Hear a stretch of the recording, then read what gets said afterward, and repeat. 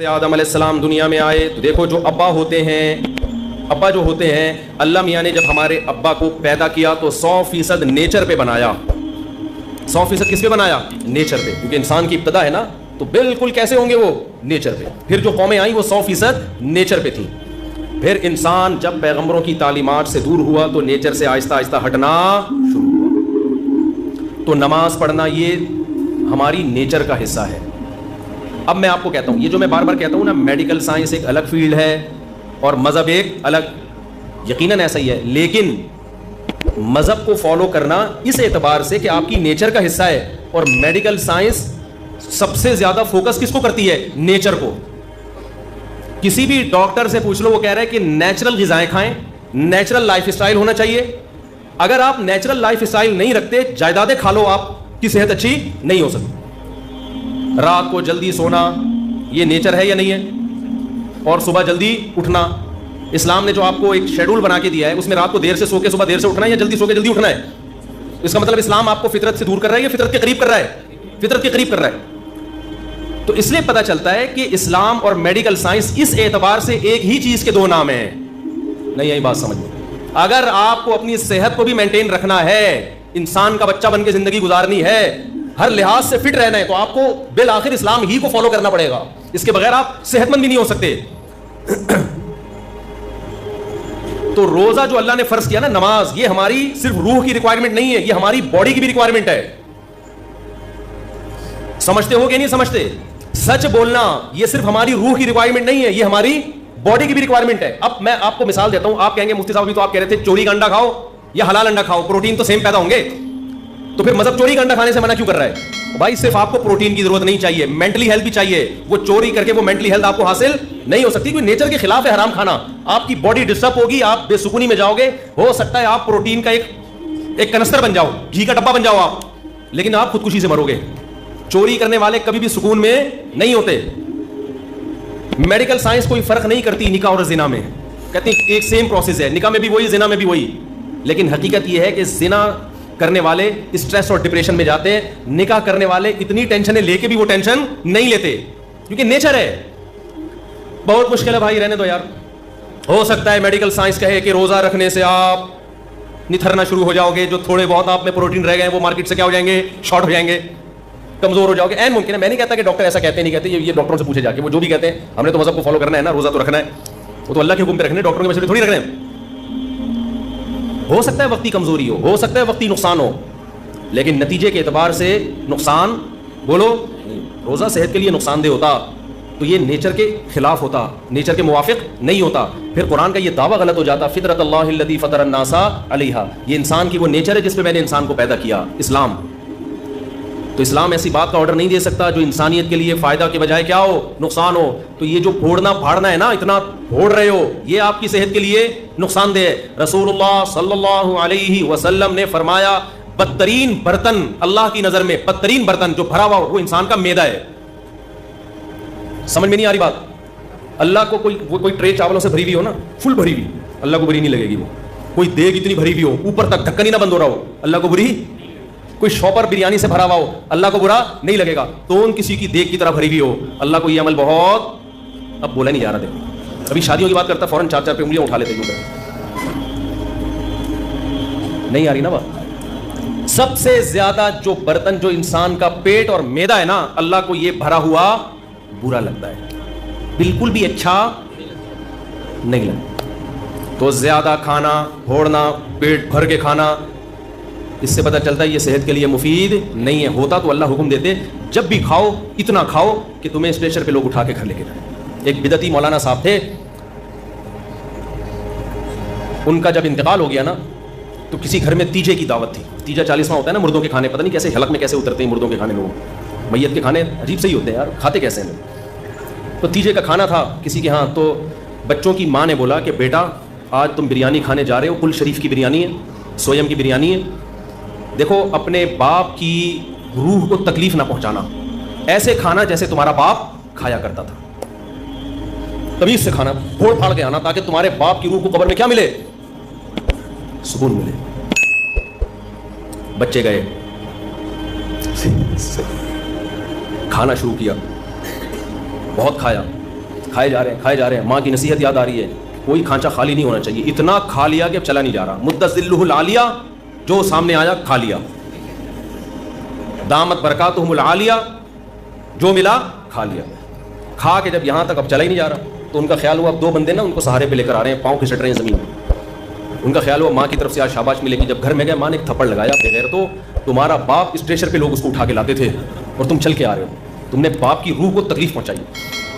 یہ تو ایک چٹکلا ہے, لیکن آپ شادیوں میں کھانے کا حساب کتاب دیکھو, بہت افسوس ہوتا ہے. میں آپ لوگ کے علاوہ کی بات کر رہا ہوں, آپ کو تانے نہیں دے رہا. خدا کے بندو, اپنی پلیٹوں میں اتنا بھرا کرو جتنا تمہارا پیٹ ہے. اتنا بھر لیتے ہیں بعض لوگ ہوس میں کہ کہیں اگلی ٹرپ میں ختم نہ ہو جائے. عزت کے ساتھ 2 نوالے کھا لینا جس میں آپ کو لیگ پیس نہ ملے.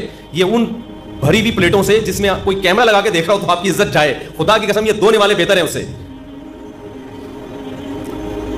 تو اللہ تعالیٰ کیا چاہتے ہیں, مسلمان طبیعت سے پھوڑا کریں یا تھوڑا کھایا کریں؟ تو ہماری جو نیچر ہے نا, جو قدیم مذہب ہے, قدیم مذہب اسلام ہے, روزے ہیں, اس میں کم کھانا ہے, زیادہ کھانا نہیں ہے. انسان جب دنیا میں آیا کم کھاتا تھا, بعد میں پھوڑنا پھاڑنا شروع کیا اس نے. اللہ ڈاکٹر کو بھی ہدایت ہے, ہم سے تو اچھے ہوں گے. میں میڈیکل سائنس میں ٹانگ نہیں اڑاتا, ڈاکٹروں کی فیلڈ ہے. جب کو غریب آدمی جائے گا, یہ بھی کھا لو, وہ بھی کھا لو, یہ بھی کھا لو, یہ صبح یہ کھایا کرو. ہم جب اسکول میں پڑھتے تھے تو سائنس کا ٹاپک جب آیا نا, تو اس میں ناشتے میں کیا ہونا چاہیے, یہ اتنے مکھن, اتنے ڈبل روٹی, اتنے فلانا, اس میں ڈبل روٹی بھی ہوتی تھی اس میں. اب تو شاید ڈبل روٹیاں نکال دی ہیں ڈاکٹروں نے. پھر دوپہر یہ ہونا چاہیے, پھر شام کو یہ ہونا چاہیے. ہم نے کہا بھائی یہ کیا کر رہے ہیں, یہ کیا کھلا رہے ہیں ہم کو. لیکن ہم سمجھتے تھے کہ یہ ضروری ہے صحت کے لیے. ہمیں قرآن میں, حدیث میں 2 ٹائم کے کھانے کا تذکرہ ملتا ہے. ناشتے کا لفظ عربی زبان میں, قدیم عربی میں نہیں ہے, یہ بعد میں آیا ہے. یہ گوروں کے, انگریزوں کے دنیا پہ جب حکومت ہوئی ہے نا, اس کے بعد ناشتہ بھی آیا, چائے بھی آئی, بسکٹ بھی آئے, ڈبل روٹیاں بھی آئی. یہ مسلمانوں کا کلچر نہیں ہے. ہمارا کلچر نمکین لسی تھا, کولڈ ڈرنک نہیں تھا. ہمارا کلچر روٹی تھی, اور وہ بھی بغیر چھنے آٹے کی روٹی, چکی کے آٹے کی روٹی. باپ دادا سے پوچھ لو اپنے, ڈبل روٹی ہمارا کلچر نہیں تھا. یہ گوروں کے آنے کے بعد ہم, کیونکہ ہم تو اسلام کو فالو کرتے تھے نا, ہمارے باپ دادے. ہمارے حضرت فرمایا کرتے تھے, ہم ناشتہ جانتے نہیں تھے ہوتا کیا ہے. تو ہمیں تو بعد میں جب انگریز آیا ہے نا, ہمارے باپ دادے بتایا کرتے تھے. وہ اس وقت بھی ہمارے حضرت کے دور تک ناشتہ کا رواج نہیں تھا. اب صبح اٹھ کے کہتے ہیں کھانا بہت ضروری ہے, خالی پیٹ نہیں رہنا چاہیے. کچھ بھی نہیں ہوتا میرے بھائی خالی پیٹ سے. بھوک سے لوگ نہیں مرتے, بہت کم ریشو ہے بھوک سے مرنے والوں کا. جتنے لوگ مر رہے ہیں نا, کھا کے مرے ہیں, سارے کھا کے مرے ہیں. شوگر بھوکا رہنے سے ہوتی ہے, کھانا کھانے سے ہوتی ہے. اچھا, لوگ میرے بیان پہ جب اعتراض کرتے ہیں تو ان سے میں ایک بات کہتا ہوں, کائنڈلی کسی بھی چیز کی پوری تحقیق کر لیا کریں اور بندے کا مطلب سمجھا کریں. میں نے ایک دفعہ بیان میں کہا جو میٹھا بہت کھاتے ہیں شوگر ہوتی ہے, تو کسی نے کہا میٹھا کا شوگر سے کوئی تعلق نہیں ہے. مجھے پتا ہے میٹھے کا شوگر سے کوئی تعلق نہیں ہے, میٹھا کھانے سے شوگر نہیں ہوتی, لیکن میٹھا کھانے سے وزن بڑھتا ہے, اور وزن بڑھنے سے کیا ہوتی ہے, شوگر. تو اتنے بیوقوف ہم ہیں نہیں جتنے لوگ سمجھ رہے ہیں ہمیں. میٹھا کھانے سے وزن تو بڑھے گا نا, اور وزن تو ہر بیماری, کینسر وزن بڑھنے سے ہوتا ہے. تو اتنے بیوقوف ہم ہیں نہیں. تبصرہ کرنے سے پہلے تھوڑا سا سوچ لیا کرو. ویٹ بڑھنا ہے, ویٹ, تو ویٹ کھانا کھانے سے بڑھتا ہے یا کھانا چھوڑنے سے بڑھتا ہے؟ کھانے سے بڑھتا ہے, کھانے سے بڑھتا ہے. اوپر جتنے جائیں گے نوالے اتنا ویٹ بڑھے. تو اس لیے میں جو اصل بات, یہ میرا آخری بیان ہے نا آج کرنے, پھر میرا سفر ہے, پھر میں رمضان میں آؤں گا, تو یعنی بیچ میں آؤں گا رمضان. سنو میری بات, آخری بات بالکل سچی مچی کی آخری. دیکھو یہ جو رمضان ہے نا, اللہ نے آپ کو موقع دیا ہے روحانی طاقت کے لیے بھی اور جسمانی طاقت کے لیے بھی. اس رمضان میں روحانی کام بھی کرو, گناہ چھوڑو. کیا کرنا ہے؟ تمام کبیرہ گناہوں کی لسٹ بنا لو. یہ کرتا ہوں, فحش فلمیں آج کل بہت نوجوانوں میں رائج ہو گئی ہیں, اس کو گناہ سمجھنا چھوڑ دیا ہے. یہ گناہ, ماں باپ کے ساتھ بد کلامی, بہنوں کی وراثت نہیں دے رہا, جھوٹ بولنا, سارے گناہوں کی. ہمارے استاد کہا کرتے تھے گناہوں کو نا ڈائری میں لکھو, لسٹ بناؤ کہ میری زندگی کا عزم ہے کہ ان گناہوں کو میں نے اپنی زندگی سے نکالنا, اس کے لیے پلاننگ کرو. تو رمضان سے بہترین پلاننگ کا ٹائم آپ کے پاس کوئی بھی نہیں ہے, سمجھتے ہو؟ تمام گناہوں کو اپنی زندگی سے نکالنا ہے. عزم کرو اس رمضان میں 5 ٹائم تکبیر اولیٰ کے ساتھ ہم نے نماز پڑھنی ہے. یہ عزم کرو, عزم کرو. رمضان میں 20 رکعت تراویح پڑھنی ہے. دیکھو اسلاف کے دور میں 20 رکعت تراویح تھی. 8 رکعت تراویح ہمیں کسی صحابی تابعی سے نہیں ملتا. کوئی اگر حضرت عمر نے جو 8 رکعت والی روایت صحیح ہوتی نا, حضرت عمر سے 8 رکعت بھی منقول ہے, وہ روایت صحیح نہیں ہے. اگر وہ روایت صحیح ہوتی تو پوری روئے زمین پر کہیں تو 8 رکعت ہو رہی ہوتی, اس وقت کہیں بھی نہیں ہوتی, کہیں بھی نہیں تھی. حرمین میں 1400 سال ایک رمضان بھی ایسا نہیں آیا جس میں 20 رکعت سے 1 رکعت بھی کم تراویح ہوئی ہو. ہاں اب جا کے وہ 10 کر دیے کووڈ کی وجہ سے, وہ اب اگر کر بھی دیے تو ہمیں اس سے کوئی فرق نہیں پڑتا. 1400 سال تک کیا ہو رہا تھا؟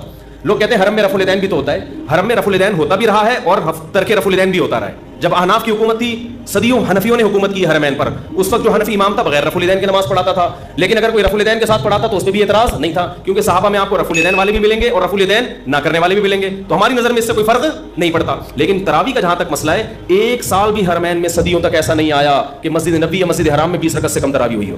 اب جا کے سعودی حکومت نے اگر چینج کیا ہے کورونا کی وجہ سے یا کسی بھی وجہ سے, تو وہ چینجنگ سعودی حکومت کا اپنا ہیڈک ہے, وہ پوری امت پہ مسلط نہیں کیا جا سکتا. کہ 1400 سال سے, یعنی لوگ کہتے ہیں نا حرمین میں رفع الدین, اور بھائی 1400 سال سے ایک کام حرمین میں کیسے غلط ہو سکتا ہے؟ رفع الدین تو حرمین میں ہوا اور نہیں بھی ہوا, دونوں نمازیں چلتی رہی ہیں, لہذا دونوں ٹھیک ہیں, لیکن تراویح کبھی بھی 20 رکعت سے کم نہیں ہوئی ہے. تو اللہ, اگر یہ نماز بدعت ہوتی, یہ غیر سنت ہوتی تو کیسے ہو؟ اور پھر تہجد کی نماز کو تراویحوں سے ملانا, میرا اس پہ آڈیو بیان ہے پورا دلیل کے ساتھ, وہ آپ سن سکتے ہیں, ابھی میں اس ٹاپک کو نہیں چھیڑتا. آپ نے عزم کرنا ہے کہ ہم نے تراویح کی نماز پابندی سے بولو پڑھنی ہے, تو عزم کرتے ہیں کہ نہیں, اس کی بڑی روحانی برکتیں ہوں گی. اور رمضان میں رات کے آخری حصے میں نا, سحری میں تو اٹھتے ہی ہیں سب لوگ, تھوڑی دیر پہلے دعا کا اہتمام کر لو. سب سے زیادہ دعاؤں کی قبولیت کا وقت رات کا آخری حصہ ہے. رات کو اٹھ کے آپ نے اللہ سے دعائیں مانگنی ہے, اپنی حاجات بھی مانگیں, کسی کا رشتہ اٹکا ہوا ہے وہ بھی مانگ سکتا ہے, کوئی پرابلم نہیں ہے, لیکن زیادہ فوکس آپ نے کرنا ہے ہدایت کو, کہ اللہ میں نے جو گناہوں کی لسٹ بنائی ہے نا, میری زندگی کو کیسا کر دے, چینج کر, داڑھی کی توفیق دے دے مجھ سے سود چھڑوا دے, مجھ سے یہ برائیاں میں فحش فلمیں دیکھتا ہوں, اللہ یہ عادت مجھ سے, اگر کوئی دیکھتا ہے یہ عادت مجھ سے چھڑوا دے. تو یہ کیا کرنا ہے آپ نے, یہ راتوں کو دعا مانگنا ہے. یہ ہوگی روحانی طاقت کے لیے, کیونکہ یہ آپ کو انسان اور گدھے میں فرق کرنے کے لیے, ٹھیک ہے نا. دوسرا کام آپ نے جسمانی طاقت کا بھی کرنا ہے. نبی صلی اللہ علیہ وسلم نے فرمایا المؤمن القوی احب الی اللہ من المؤمن الضعیف, طاقتور مومن اللہ کو کمزور مومن سے زیادہ محبوب. تو رمضان آپ کو طاقت بنانے کا ایک بہترین موقع, کیونکہ ہماری صحتیں برباد ہوتی ہیں پھوڑنے اور پھاڑنے سے. پھوڑنے کا مطلب کھا لیا, اور پھاڑنے کا مطلب 6 گلاس لسی کے اس کے اوپر. تو آپ نے کھانے پہ کنٹرول کرنا ہے رمضان میں. اللہ تعالیٰ آپ کو عادت ڈال دیتے ہیں کہ صبح سے لے کے شام تک آپ بھوکے رہتے ہیں. عام دنوں میں یہ پاسبل نہیں ہوتا, بھوکے رہنے کی عادت پڑ جاتی ہے, تو اس عادت کو مینٹین کریں, بھوکے رہنے سے کوئی نقصان نہیں. اچھا یہ ذہن میں رکھو, بہت سے لوگ کہتے ہیں رمضان میں ہمیں کمزوری ہو رہی ہے. کمزوری نہیں ہوتی, کیونکہ ہمیں میٹھا کھانے کی عادت پڑ چکی ہوتی ہے, گلوکوز لیول سے, گلوکوز ہر وقت باڈی میں بھرا رہتا ہے, تو میٹھا بھی ایک نشے کی طرح ہے. جب وہ نہیں ملتا تو انسان کو پریشانی ہوتی ہے, اس پریشانی کو وہ ویکنس سمجھتا ہے. جن کو میٹھے پھوڑنے کی عادت ہے نا, روزانہ 6 لڈو کھاتے ہیں, ان کو جس دن 5 لڈو ملے نا, ان کو کمزوری محسوس ہوگی. مجھے لڈو کھانے کی عادت نہیں ہے, مجھے لڈو نہ ملے مجھے کوئی کمزوری نہیں ہوتی. تو میٹھے کی عادت پڑتی ہے, تو جب وہ میٹھا نہیں ملتا تو کمزوری محسوس ہوتی ہے. وہ کمزوری نہیں ہوتی, وہ کمزوری کے نام پہ دھوکا ہوتا ہے. اس کا حل یہ کہ چھوڑ دو تو یہ ٹھیک ہو جاؤ گے. نہیں یاری بات میرا خیال ہے. تو آپ نے کیا کرنا ہے بھائی, صبح سحری میں پھوڑو نہیں, تمیز سے کوئی تمیز کی چیزیں کھا لو, اور افطاری میں بھی تمیز سے تمیز کی چیزیں کھا لو. وہ میں تمیز کی چیزیں بتا نہیں رہا آپ کو کیا ہے, وہ ڈاکٹروں سے پوچھ لو, حکیموں سے پوچھ لو, وہ میں نہیں بتاؤں گا کیونکہ میرا شعبہ نہیں ہے. ہو سکتا ہے پکوڑے والوں کا بزنس بند ہو جائے, سموسے والوں کا بیچاروں کا, کہہ رہے رمضان میں تو ایک ہمارا بزنس چل رہا تھا, ہمارے کیوں بزنس پہ لات مار رہے ہو. تو آپ 2-3 چیزوں پہ تھوڑا کنٹرول کر لیں, ایک آئل اور ایک چینی. سمجھتے ہو, کوکنگ آئل کو چھوڑ دو, نکال دو اپنے سے. یہ کوکنگ آئل جو بازار کی چیزیں جو بھی آ رہی ہیں نا, یہ خوب سمجھ لو یہ بزنس ہے, اس کا آپ کی صحت سے کوئی تعلق نہیں ہے. کل میں نے دیسی گھی اپنے گھر میں خود نکالا, میں نکالتا رہتا ہوں, حالانکہ مجھے گفٹ میں بھی لوگ دے جاتے ہیں دیسی گھی, پھر بھی میں گھر میں اپنے ہاتھوں سے نکالتا ہوں. میری گائے ہے, میری بکری ہے, اسی کا بکری کا گھی بھی نکالا اور گائے کا گھی بھی نکالا. کل میں نے اس کا ولاگ بنا کے سوچ رہا ہوں چینل پہ ڈال دوں, بنا لیا, سوچ رہا ہوں چینل پہ ڈال دوں. اور اس میں بتا رہا ہوں کہ میں گھی نکالنے کے طریقے نہیں بتا رہا, یہ نیٹ پہ آپ کو بہت اچھے مل جائیں گے. میں صرف یہ بتا رہا ہوں کہ آپ گھر میں جب فارغ ہو نا, تو ان ایکٹیویٹیز میں اپنے آپ کو کھپائیں. PUBG سے آپ کی جان چھوٹ جائے گی. ایک واشنگ مشین لے لیں, 10-15 ہزار کی پلاسٹک کی آتی ہے. جلدی بتا دوں, دودھ بوائل کیا آپ نے, ملائی نکال کے جمع کرتے رہیں, گھر والوں سے کہیں, وہ جب فریزر میں اوپر جمع ہو جائے گی تو پھر ایک دن نکال کے اس کو واشنگ مشین میں الٹا کر کے ڈال دیں, اور آپ اللہ بھلا کریں. نیٹ پہ سارے طریقے آپ کو مل جائیں گے. اور پھر آپ نے جلدی سے اس میں ٹھنڈا پانی ڈالا اور واشنگ مشین کو ڈرون کر کے گھما دیا, اوپر مکھن آ جائے گا, مکھن نکال کے گرم کیا گھی. پہلے زمانے میں یوں کر کے نکالتے تھے, اس میں اپنا گھی زیادہ نکلتا تھا, گائے کا گھی کم نکلتا تھا. اب یہ سہولت سائنسی ترقی سے ہو گئی ہے کہ واشنگ مشین پلاسٹک کی لے لیں یا کوئی بھی اسٹیل کی, ڈرون گھمایا, نکال لیں. جب تک دکانوں سے اور بازاری چیزوں سے اپنی جان نہیں چھڑاؤ گے, صحت گئی تیل لے لیں, ٹھیک ہے نا. اور اب تو ڈاکٹر بھی کہہ رہے ہیں دیسی گھی کھاؤ بھائی, ڈاکٹر بھی کہہ رہے ہیں کہ یار یہ آرگینک چیزوں پہ آ جاؤ. تو یہ کام کریں گے, ذہن بھی خوش رہتا ہے انسان کا اس سے, اور فضول ایکٹیویٹیز سے بھی بچا رہتا ہے آدمی. تو اب تو ڈاکٹر بھی کہہ رہے ہیں کہ گائے گھر پال کے دودھ پی لو تو ٹھیک ہے, بازار کی بھینس کا کوئی بھروسہ, ٹیکے لگا کے پتہ نہیں کیا نکل, خیر ڈبوں سے پھر بھی بہتر ہے. تو آپ رمضان میں نا میٹھا کم کر کے اپنی صحت کو بہت اچھا بولو کر دیں. بازاری چیزیں کیا کر دو, چھوڑ دو. شربت پینا ہے تو شہد اور لیمن ڈال کے پی لیا کرو. میں بھی چینی پی لیتا ہوں, اتنا نیک میں بھی نہیں ہوں جتنا ممبر پہ لگ رہا ہوں آپ کو, لیکن کوشش تو کر سکتا ہے نا انسان, باتیں تو اچھی کرے نا آدمی. تو اس رمضان میں نا تھوڑا سا خوراک پہ کیا کر لو, کنٹرول کر لو, اچھی چیزیں کھا لو. اور جو غریب آدمی جو بیچارہ نہیں کھا سکتا, تو غریبوں کی صحت ویسے ہی ٹھیک رہتی ہے. یہ سارے مسئلے مالداروں کے ساتھ ہیں, جن کے پاس پیزا اور برگر کھانے کے بہت زیادہ پیسے ہوتے ہیں. غریب آدمی کو تو جو ملا کھا لیا, اور اس کی بॉडी کو ٹھا کر کے लगتا بھی ہے کہ ملتا کم ہے نا بیچارے کو, وہ اگر 2 لڈو کھا بھی لے گا نا تو سارا دن میں 2 لڈو کچھ نہیں کریں گے, وہ طاقت ہی دیں گے اس کو. تو جس کے پاس پیسے ہیں وہ بھائی آرگینک چیزوں پہ آ جائے اور کھجور کو فوکس کرے افطاری میں, اور تلی ہوئی چیزوں کو تھوڑا مارکیٹ سے شارٹ کر دے. کچھ نہیں مرے گا انشاءاللہ. آپ سمجھیں گے میں مر جاؤں گا, ایسا نہیں ہوگا. وقتی کمزوری ویکنس ہوگی آپ کو, لیکن 1 مہینے بعد جب آپ دیکھیں گے نا یار یہ تو کیا ہو گیا, ہٹو بچوں, آپ کی آنکھوں میں نگاہیں تیز ہو جائیں گی, سماعت بڑھ جائے گی, ایسی باڈی ایکٹیو ہو جائے گی, آپ کو لگے گا میں مفتی صاحب جو 4 شادیوں کی بات کرتے ہیں غلط نہیں کرتے, بہترین بات کی تھی مفتی صاحب. ابھی تو آپ کو لگے گا یار یہ کیسی باتیں کرتے ہیں مفتی صاحب 4 شادیوں کی. تو آپ ذرا 1 مہینہ روزہ رکھ کے دیکھیں نا, تمیز سے, پھوڑنا پھاڑنا کم کرنے, کھجلے پھینیاں نہ کھائیں سحری میں, تمیز کی چیزیں کھا لیں. وہ ڈاکٹر حکیموں سے پوچھیں کیا کھانا ہے, تو تمیز کی چیزیں کھا کے اپنی صحت کو کنٹرول کریں. تھوڑی سی توندیں تھوڑی سی پچکیں گی, تھوڑا کولیسٹرول لیول کم ہوگا, یا کولیسٹرول کم نہ بھی ہو, فیٹ تھوڑا کم ہوگا, تھوڑے نتریں گے, تھوڑے باریک ہوں گے, تھوڑا وزن کم ہوگا, پھرتیلی آئے گی باڈی میں, ہٹو بچوں ہو جائے گا. بس کیا ہو جائے گا, ہٹو بچوں, ایسے فٹ فاٹ. جی ہاں وہ میں بھی اعلان کرتا ہوں اس کے بعد. تو یہ بھی آپ کو رمضان میں اللہ نے چانس دیا ہے. اللہ تعالیٰ ہمیں روحانی اور جسمانی دونوں صحتوں کو اس رمضان میں فوکس